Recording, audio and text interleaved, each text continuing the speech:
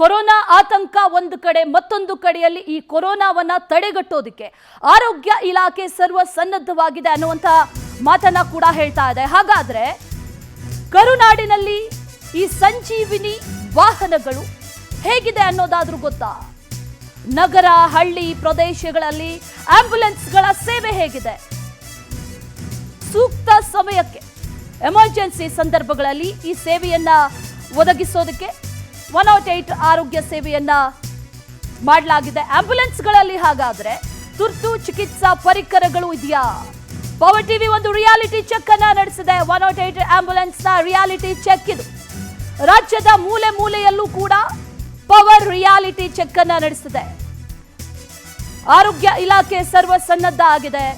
ಹಾಗಾದ್ರೆ ರಾಯಚೂರಿನಲ್ಲಿ 108 ತುರ್ತು ಸೇವೆಗೆ ಯಾವ ರೀತಿಯಾಗಿ ಸರ್ವ ಸನ್ನದ್ಧ ಆಗಿದೆ, ಇಲ್ಲಿನ ಆಂಬ್ಯುಲೆನ್ಸ್ ಸೇವೆಗಳು ಹೇಗಿದೆ ಅನ್ನೋದನ್ನ ನೋಡ್ತಾ ಇದ್ದೀವಿ. ಅಲ್ಲಿ 108 ಸೇವೆಗೆ ಟ್ರೀಟ್ಮೆಂಟ್ ಬೇಕಾಗಿದೆ.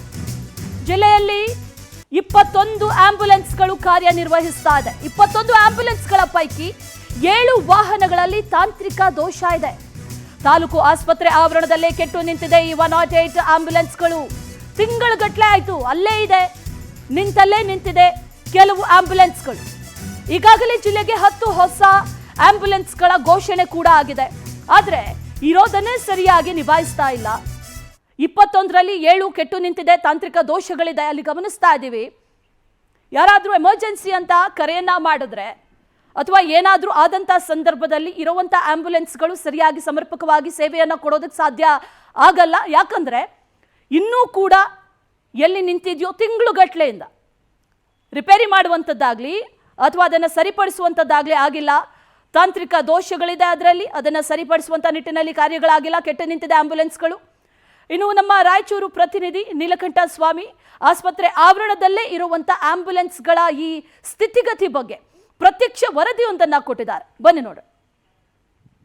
ಆರೋಗ್ಯ ಇಲಾಖೆಯ ಅಡಿಯಲ್ಲಿ ಜೀವಿಕೆ ಕಂಪನಿ ಮುಖಾಂತರ ರಾಯಚೂರು ಜಿಲ್ಲೆಯಲ್ಲೂ ಕೂಡ 108 ಆಂಬ್ಯುಲೆನ್ಸ್ ಸರ್ವಿಸ್ ಅನ್ನ ಮಾಡಲಾಗ್ತಾ ಇದೆ. ಸುಮಾರು ವರ್ಷಗಳಿಂದ ಈ ಒಂದು ಆಂಬ್ಯುಲೆನ್ಸ್ ಸೇವೆ ರಾಯಚೂರು ಜಿಲ್ಲೆಯಲ್ಲಿ ಸಿಗ್ತಾ ಇದೆ. ಈ ಒಂದು ಮಾಹಿತಿಯನ್ನ ನಾನು ನಿಮಗೆ ನೀಡ್ತಾ ಹೋಗ್ತೇನೆ. ನೀವಿಲ್ಲಿ ನೋಡಬಹುದು, ನಾವು ಒಂದು 108 ಆಂಬ್ಯುಲೆನ್ಸ್ ಒಳಗಡೆ ಇರ್ತಕ್ಕಂಥದ್ದು. ಇಲ್ಲಿ ಸಾಕಷ್ಟು ರೀತಿಯಲ್ಲಿ ಸುವ್ಯವಸ್ಥಿತವಾಗಿ ಎಲ್ಲ ಮಿಷಿನ್ಗಳು ಕೆಲಸ ಮಾಡ್ತಾ ಇರ್ತಕ್ಕಂಥದ್ದು. ಒಟ್ಟಾರೆಯಾಗಿ ರಾಯಚೂರು ಜಿಲ್ಲೆಯಲ್ಲಿ ಪ್ರಸ್ತುತವಾಗಿ 21 ಆಂಬ್ಯುಲೆನ್ಸ್ಗಳು ಕಾರ್ಯನಿರ್ವಹಿಸ್ತಾ ಇದ್ದಾವೆ. ಅದಕ್ಕೆ ಸಂಬಂಧಪಟ್ಟಂತೆ ರಾಯಚೂರು ನಗರಕ್ಕೆ 2, ತಾಲೂಕು ವಾರು ನೋಡಿದಾಗ 5, 2, 3 ಈ ರೀತಿಯಲ್ಲಿ ಎಲ್ಲ ರೀತಿಯಾದಂತಹ ಒಂದು ಸುಸಜ್ಜಿತವಾಗಿ ಇರ್ತಕ್ಕಂಥ ಒಂದು ನಿಟ್ಟಿನಲ್ಲಿ ಈ ಒಂದು ಜೀವಿಕೆ ಕಂಪನಿ ಮುಖಾಂತರ 108 ಆಂಬ್ಯುಲೆನ್ಸ್ಗಳು ಸಾಕಷ್ಟು ರೀತಿಯಲ್ಲಿ ಕೆಲಸ ಮಾಡ್ತಿದೆ. ಉತ್ತಮ ಸೇವೆಯನ್ನು ಕೂಡ ರಾಯಚೂರು ಜಿಲ್ಲೆಯಲ್ಲಿ ನೀಡ್ತಾ ಇರ್ತಕ್ಕಂಥದ್ದು.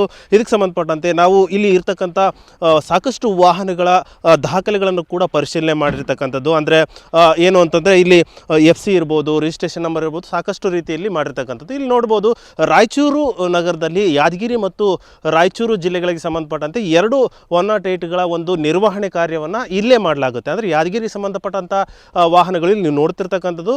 ಒಂದಷ್ಟು ವಾಹನಗಳು ಯಾದಗಿರಿ ಜಿಲ್ಲೆಗೆ ಸಂಬಂಧಪಟ್ಟಿರ್ತಕ್ಕಂಥ 108 ವಾಹನಗಳು. ಇವುಗಳನ್ನು ಕೂಡ ರಾಯಚೂರು ಜಿಲ್ಲೆಯಲ್ಲಿ ದುರಸ್ತಿ ಮಾಡುವ ಮುಖಾಂತರ ಮತ್ತೆ ಯಾದಗಿರಿಗೆ ವಾಪಸ್ ಕಳಿಸಲಾಗುತ್ತೆ. ಒಟ್ಟಾರೆಯಾಗಿ ರಾಯಚೂರು ಜಿಲ್ಲೆಯಲ್ಲಿ ನೋಡಿದಾಗ ಉತ್ತಮ ರೀತಿಯಲ್ಲಿ 108 ಸೇವೆಯನ್ನು ನೀಡ್ತಾ ಇರ್ತಕ್ಕಂಥದ್ದು. ಇದರ ಸದುಪಯೋಗವನ್ನು ಕೂಡ ಇಲ್ಲಿ ಈ ಒಂದು ಜಿಲ್ಲೆಯ ಜನರು ಪಡಿತಾ ಇದ್ದಾರೆ. ಇನ್ನೊಂದು ನಿಟ್ಟಿನಲ್ಲಿ ನೋಡಿದಾಗ ಸಾಕಷ್ಟು ಹಳೆಯ ವಾಹನಗಳು, ಅಂದರೆ ಸ್ಕ್ರ್ಯಾಬಿಗೆ ಬಂದಿರತಕ್ಕಂಥ ವಾಹನಗಳು ಸರ್ಕಾರಿ ನಿಯಮಗಳ ಪ್ರಕಾರ ಏನೇನು ಮಾಡಬೇಕು ಅದರೆಲ್ಲ ಸ್ಕ್ರ್ಯಾಬಿಗೆ ಬಂದಿದೆ ಅನ್ನೋ ಒಂದು ಮಾಹಿತಿಯನ್ನು ಆರೋಗ್ಯ ಇಲಾಖೆ ಅಂದರೆ DHR ಕೊಟ್ಟು ಎಲ್ಲ ಸ್ಕ್ರ್ಯಾಬ್ ವಾಹನಗಳನ್ನು ಈಗಾಗಲೇ ನಾವು ಆರೋಗ್ಯ ಇಲಾಖೆ ಹ್ಯಾಂಡ್ ಓವರ್ಗೆ ಮಾಡಿದ್ದೀವಿ ಅನ್ನೋ ಒಂದು ಮಾಹಿತಿಯನ್ನು ಜೀವಿಕೆ ಕಂಪನಿಯವರು ನೀಡ್ತಾ ಇರ್ತಕ್ಕಂಥದ್ದು.